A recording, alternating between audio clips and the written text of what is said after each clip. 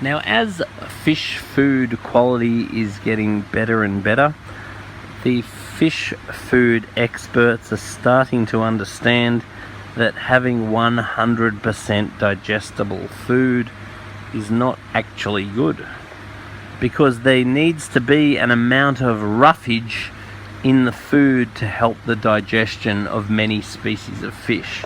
So the very top end foods now tend to include ingredients such as clay.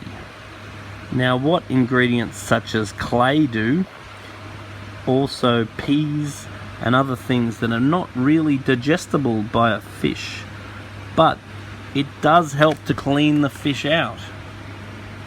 So therefore, having a bit of roughness in the food allows the even digestion of the food better than having 100% digestible foods. So anyway, give Danichi a try. Tell us what you think.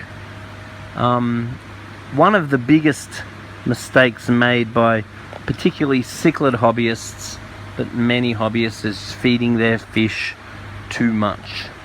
Now, I do not recommend following the instructions of any food, because it will usually lead to feeding a lot of food.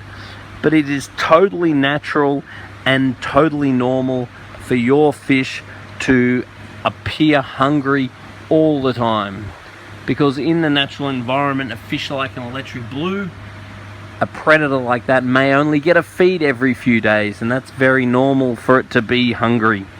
Then for herbivorous fish such as tropheus, they are eating small amounts of low nutrient food all day, every day. So therefore, they can never basically get full in their natural environment, because the food they feed just does not have enough nutrient. So I highly recommend keeping your fish hungry. Now, I do not mean keeping your fish hungry so there is any physical sign of them being hungry. I do not want to see pitted heads. I do not want to see sunken stomachs. I want to see nice, healthy fish that are maintaining their body shape. But in saying that, I also do not want to see big fat plumpers, because big fat plumpers that have eaten too much food will have a shortened life and will have various health issues through the life of the fish. Now, it has been proven that a scarcely fed fish will outlive an overfed fish. Now, that red-tailed black shark, he is an example of an overfed fish. See how he's got a big fat belly underneath the bottom? If you feed good quality foods that are not 100% digestible, and you reduce the amount, you'll lose that big fat belly, and this fish will be healthier. Now, on the other hand, if you look at that rainbow shark, he's pretty well right. He's got a nice slimline little stomach, and it is not sunken or pitted in any way. Now, this big Bocochromis, he's holding his weight quite well, probably has a little bit of a skinny stomach. So if I had my way, I'd probably feed him a bit more. Now, this silver shark, he's pretty well perfect. He's nice and slim with a small healthy belly, just like me. And these silver dollars are pretty well right. They don't have big bloated fat stomachs like me when I've been to Sizzler.